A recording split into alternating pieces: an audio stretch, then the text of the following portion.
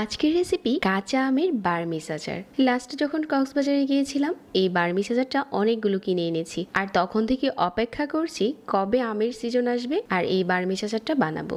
আচারটা খেতে অনেক টেস্টি হয়। আজকের রেসিপিটা একটু কষ্ট করে দেখে ঝটপট বানিয়ে নিতে পারেন। রোদের ঝামেলা ছাড়া আচারটা 1 বছর ভালো থাকে। আম কেটে নিয়েছি, প্রথমে খোসা ছাড়িয়ে নিয়েছিলাম আর মাঝ বরাবর কেটে নিয়েছি। এমন টাইপের আম নিতে হবে বার্মিজ আচারের জন্য যাতে আটিটা একটু শক্ত হয়।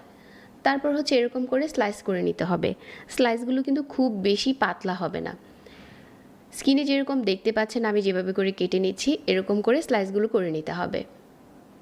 আটি একটু শক্ত হলে এই আচারটা বানাতে বেশি সুবিধা হয়।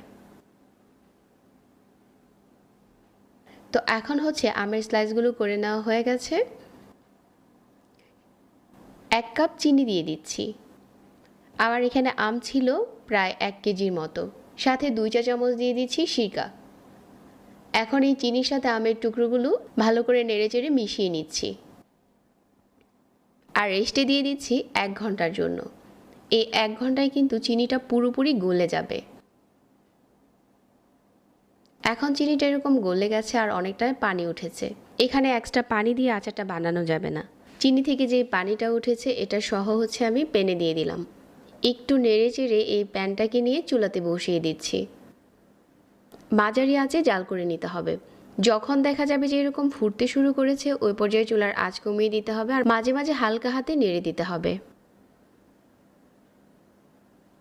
তো এভাবে বেশ কিছুক্ষণ জাল করে নেওয়ার পর এখানে 1/4 চা চামচ করে গুঁড়া মশলা দিয়ে দিচ্ছি।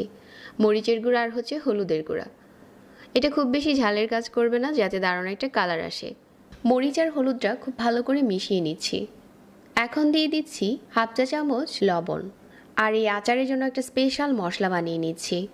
এই মশলাটার কারণে আমাদের বার্মিজ আচারটা এত স্পেশাল হবে। এখানে দিয়ে দিচ্ছি 1 চা চামচ মৌরি, 1/2 চা চামচ কালো জিরা, 1 চা চামচ জিরা আর 1 চা চামচ আস্ত ধনিয়া, 2টা শুকনা মরিচ, 2 টুকরো দারচিনি আর 2 টুকরো এলাচ, অল্প একটু তেজপাতা। এগুলো হালকা ভেজে আধো ভাঙা করে গুঁড়ো করে নিচ্ছি। আর ততক্ষণে কিন্তু আমাদের আচারটা অনেকটাই দেখা যাচ্ছে যে এরকম স্বচ্ছ হতে শুরু করেছে। এটা কিন্তু খুব বেশি নাড়াচাড়া করা যাবে না আর আমের স্লাইসগুলো কিন্তু গলে যাবে না। যে মশলাটা ভেজে নিয়েছিলাম এটা আধা ভাঙা করে গুঁড়ো করে নিয়েছি, এখন আচারের উপরে দিয়ে দিলাম।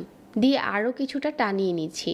আপনি চাইলে আচারটা এরকমও রাখতে পারেন, তবে আরও ভালো করে টানিয়ে নিলে আচারটা আপনি রোদে বা ফ্রিজে রাখার ঝামেলা ছাড়াই অনেক দিন ভালো থাকবে। তো আস্তে আস্তে করে কিন্তু আচারের কালারটা চেঞ্জ হতে শুরু করেছে। তো এখন হচ্ছে অনেকটাই টেনে গেছে। এটা চুলা থেকে নামালে আরও কিছুটা ঘন হয়ে আসবে। আর এখন স্লাইসগুলো দেখেন একটার সাথে কিন্তু আরেকটা লেগে যাচ্ছে না, আর প্রতিটা স্লাইস এরকম আলাদা আছে।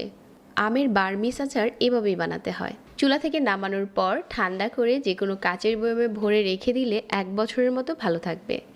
আমি অল্প করে বানিয়েছি কারণ অনেকগুলো আচারের রেসিপি শেয়ার করবো আপনাদের সাথে। আপনারা কিন্তু এই আচারটা চাইলে আরও বেশি করে বানাতে পারেন। প্রতিটা স্লাইস কিন্তু এরকম আলাদা আলাদা থাকবে। আশা করছি আজকের এই বার্মিজ আচারের রেসিপিটা সবার ভালো লেগেছে। প্রতিনিয়ত নতুন রেসিপি পেতে পেজ ফলো করতে ভুলবেন না। যারা এতক্ষণ সাথে ছিলেন সবাইকে ধন্যবাদ জানাচ্ছি। আজকে এখানেই বিদায় নিচ্ছি। আল্লাহ হাফেজ।